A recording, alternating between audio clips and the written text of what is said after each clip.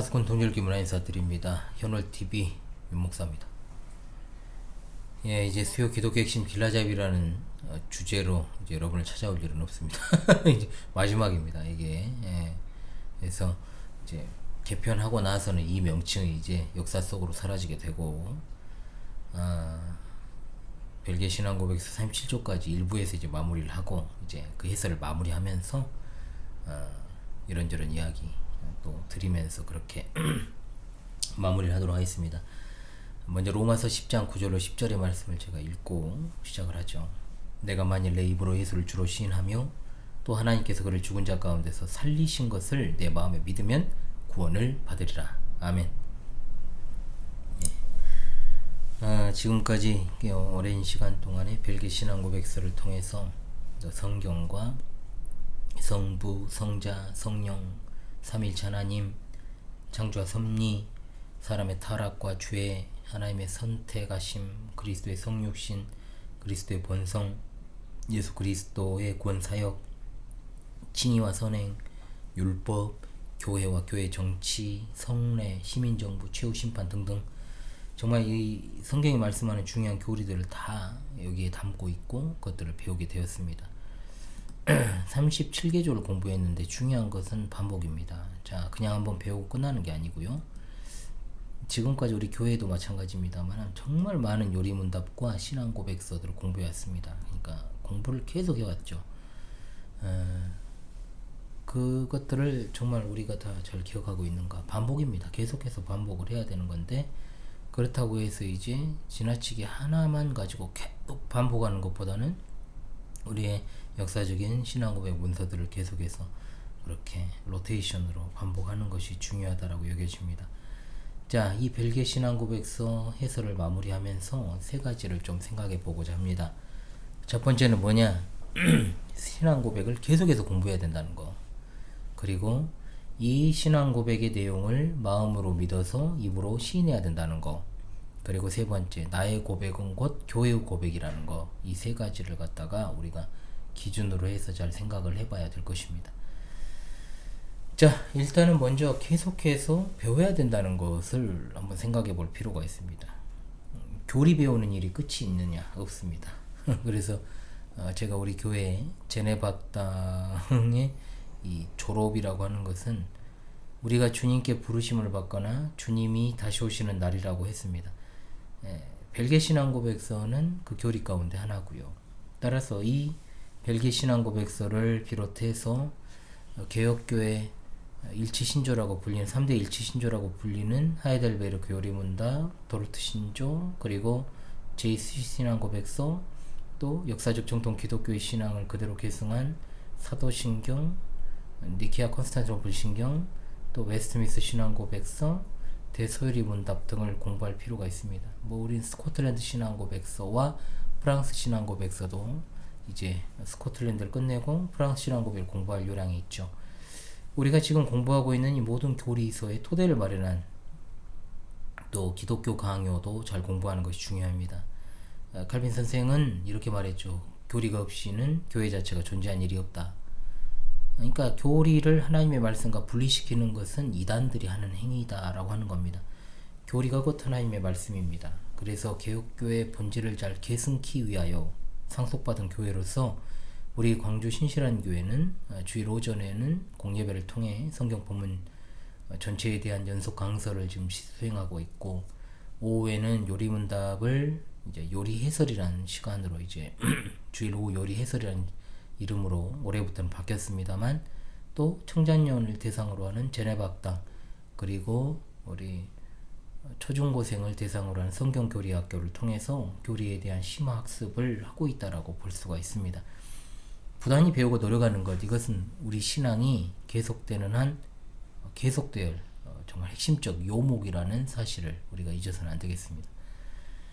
자꾸 바깥에서 문을 누가 열려 그래요? 누굴까요? 그냥 이제 궁금하면은 밖에다 제 전도 책자도 놔두고 했으니까 전화를 하던가 문자를 남기면 될 텐데 저렇게 막 막무가내로 문을 열려고 하는 사람들이 있어요. 꼭 지나가다가. 만일 배우지 않게 되면은 교회는 반드시 무너지게 됩니다. 즉 하나님을 아는 지식과 복음에 대한 천박한 이해 때문에 내실이 전혀 없게 되는 거죠. 마치 요즘 아이들처럼 체격은 좋은데 체력은 형편없는 그런 상태. 오늘 한국 교회 가운데 오후나 또 저녁에 교리 가르치는 교회를 많이 찾아보기가 어렵습니다. 그렇죠? 오후는 그냥 찬양 예배란 이름으로 그냥 공식화된 지 오래되었고요. 그조차도 뭐 한참 코로나가 창궐할 때는 이래저래 하지 못하게 되었고, 오후 예배나 또 저녁 예배 숫자가 뭐 주일 예배의 50%도 되지 않는 실정을 맞이하고 있으니 모임을 아무리 많이 만들어 놓은들 성도들이 참석을 안 하면 의미가 없고, 또 내실이 없으니까 모여도 별 의미 없는 행위를 하는 경우들이 굉장히 많다는 거죠. 우리가 종교 개혁을 통해서 다시금 교회 본질을 회복할 수 있었던 것은 뭐냐? 결국 교리의 회복이라고 말할 수가 있습니다. 중세기를 왜 암흑시대라고 그럽니까? 그건 사람들이 하나님 말씀을 모르니까, 교리도 모르고 자기도 알지 못하는 하나님을 섬기던 때니까요. 그러니까 역사적 정통 기독교회가 믿고 고백해왔던 것들을 신앙 고백서와 요리문답의 형식으로 체계화된 것은 분명하게 종교개혁 위에 다 갖춰진 것입니다. 그래서 우리가 개혁된 교회라고 부르는 것이고, 우리가 삶을 개혁해 나가기 위해서 개혁되어가는 교회인 거죠. 이런 역사를 결코 잊어서는 안 되고, 또 교회가 그리스도의 학생들이 모인 성경학교다, 이걸 갖다가 분명하게 생각을 해야 됩니다. 그래서 이제 우리 교회에는 참으로 이제 그리스도에 연합한 교회로서의 그 두 교육기관, 청장년 전해박당과 우리 학생들의 성경교리학교, 모두가 다 이 명칭만 다를 뿐 성경학교의 학생인 것은 분명합니다. 교회가 이제 가르치고 배우는 일을 게을리하면 암흑기로 돌아가는 것은 시간 문제죠. 저는 분명 지금도 암흑기가 되었다고 보고 있기 때문입니다. 자, 그리고 이 신앙 고백을 마음으로 믿어 입으로 시인해야 된다는 것이 뭐냐, 이걸 갖다가 좀 생각해 봐야 되겠죠. 배우는데 내 신앙 고백이 안 되면 의미 없습니다. 그러니까 중요한 말씀이 서두에 읽었던 로마서 10장 9절로 10절입니다. 사람이 마음으로 믿어 의에 이르고 입으로 시인하여 구원에 이른다. 자, 이것은 반드시 진리에 대해서 마음으로 믿어야 된다는 것이고, 그리고 그 믿은 것을 갖다가 입으로 고백할 수 있어야 된다는 뜻입니다. 마태복음 10장 32절로 33절 예수님께서도 말씀하셨잖아요. 누구든지 사람 앞에서 나를 시인하면 나도 하늘에 계신 내 아버지 앞에서 그를 시인할 것이요, 누구든지 사람 앞에서 나를 부인하면 나도 하늘에 계신 내 아버지 앞에서 그를 부인하리라. 뭘 시인한다는 뜻입니까? 바로 진리의 말씀, 성경. 시인은 곧 신앙 고백이 시인한다. 신앙 고백.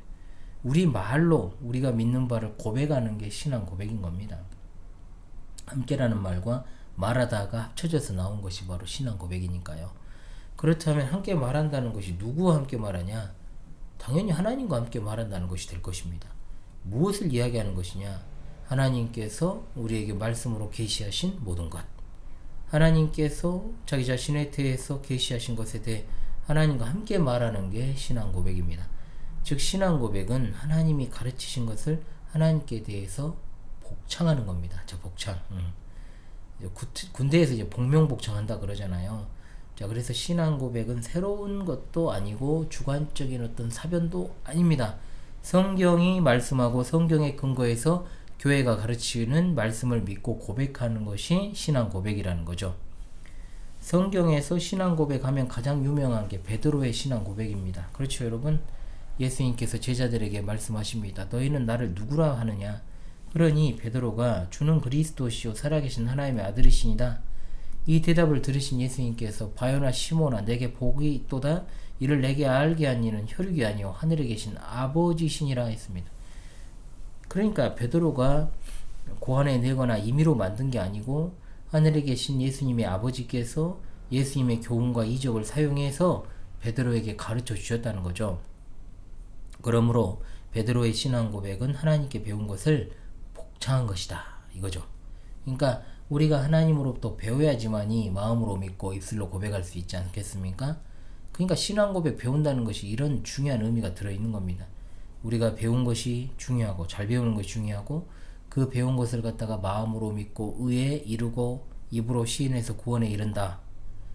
신앙 고백은 분명히 우리 입술로 하는 것이지만 그 내용은 우리 것이 아니고 하나님으로부터 나온 것이다, 이 말입니다. 그러니까 저도 여기에 입각해서 위해서 항상 입으로 말하는 것을 중시하는 겁니다. 입술로 어찌되었든 내가 문답하는 이유, 마음으로 믿은 것을 입으로 고백해야 그것이 나의 고백이니까요. 믿음은 고백돼야 됩니다. 믿음이라고 하는 것은 고백된 것이 믿음이니까, 참된 믿음이니까. 그러니까 마음에 그 믿음에 대한 내용이 없으면 입에서 안 나옵니다. 당연해요. 그러니까 항상 느끼는 건데 뭐냐면 정말 한국교회 신자들이 참으로 착각하는 게, 마음이라고 하면은 늘 뜨거운 것만 생각해요. 뜨거운 거. 맞뜨거 이야기도 했잖아요. 지성이 없는 기독교는 미신이다, 이렇게 봐야 됩니다. 마음으로 믿는데 어떻게 그 내용이 없냐, 이거죠. 그러니까 공개적으로든 사적으로든 어떤 절에서든 우리가 믿는 믿음이 우리의 입에서 고백되어야 된다. 일단 잘 배우는 게 중요한데 잘 못 배우니까 또 입에서도 안 나오기도 하고요. 사실 또 너무 기계적으로 외우다 보니까 깨닫지 못하는 경우도 상당히 현실에서 많습니다. 자, 그리고 내 고백은 우리 교회 고백이다. 야, 이걸 갖다가 잘 생각을 해야 됩니다. 함께 말하는 것이 신앙 고백이라고 했지 않습니까? 1차적으로 하나님과 함께한다. 더 나아가 교회입니다. 그쵸? 하나님과 그리고 교회와 함께 고백하는 것이 신앙 고백이다. 그래서 교회는 분명하게 신앙 고백적인 것이다. 베드로의 신앙 고백도 베드로의 개인의 신앙 고백이 아니라 제자들을 대표한 신앙 고백이었잖아요. 이 고백을 들으시고 우리 예수님께서 내가 내 교회를 세우시겠다라고 말씀하셨으니까요. 이런 성경을 토대로 해가지고 교회가 예수님을 하나님 그리스도 하나님의 아들로 고백하는 신자들의 모임이다. 교회의 터가 되는 자들이 바로 사도들이잖아요. 사도들을 대표해서 베드로가 고백했다는 건 바로 이 고백 위에 세워졌다는 것을 의미해요. 사도들의 신앙 고백의 터 위에 세워진 교회, 이 말의 뜻이죠. 바로 이런 측면에서 우리가 그리스도인이 된다는 건 마음으로 믿어 의에 이르고 입술로 시인하여 구원에 이르는 것뿐만 아니라 신앙 고백을 통해서 교회 일원으로 살아가는 걸 의미해요. 우리가 개개인의 독립적인 신자가 아니라 교회의 공통된 신앙 고백으로 묶여진 자들입니다. 그렇기 때문에 교회에 속한 사람 하나하나가 신앙을 고백하고 또 교회에 들어오는 것이고, 교회 전체가 신앙을 고백하고 또 하나님께 나아가는 것이다. 우리가 각각 하나님의 말씀을 통해서 가르치는 내용을 믿고 고백하고 또 그리스도인이 되고 교회의 지체가 되는 겁니다. 그리고 그 교회와 함께 말하는 거죠. 그것이 신앙 고백입니다. 진짜 중요하죠. 그래서 우리라는 말이 참 중요합니다. 우리 마음으로 믿고 입으로 고백합니다. 이걸 갖다가 우리는 믿습니다. 자, 그러니까 벨기에 신앙 고백에서 1조로부터 37조가 다 마찬가지잖아요. 그래서 기드브레 목사님이 개인이 아니라 그가 목회하는 교회, 그리고 또 그 교회와 같은 믿음을 가진 교회가 함께 믿고 고백한다. 이 보편 교회적인 특성이 들어있는 겁니다. 자, 그래서 1561년 이래 네덜란드 교회를 비롯해서 같은 신앙을 고백하는 역사적 정통 기독교회는 모두가 다 이 신앙을 함께 고백하고 있는 겁니다. 그러므로 우리 신앙은 유일무이한 개혁신앙이고 이 신앙은 하나의 신앙이고, 따라서 교회도 하나지 여러 개가 아니에요. 여기서 벗어난 건 기독교회가 아니죠. 교리교육이 없고 신학적 정체성이 없는 곳이 어떻게 교회입니까? 구약으로 따지면 그냥 산당인 거죠. 산당. 신약으로 따지면 더 나아가서 가교회라 그러는 거짓교회, 사탄의 회일 수 있습니다. 공적인 신앙 고백이 다 깨진 시대를 살아가고 있어요. 믿음을 이미 사적인 어떤 영역인 것으로 이해하는 태도들이 너무 많잖아요. 그걸 위해서 지금 화요일에 계속 화요 특강을 하고 있고, 우리 믿음은 개인적인 게 아니잖아요. 믿음은 공적인 겁니다. 믿음은 어느 한 교회나 또 개인이 독자적으로 만들어낸 게 아니라 성령 하나님의 은혜 안에서 사도들로부터 교회에 그 위탁된 말씀을 상속하여 생기는 겁니다.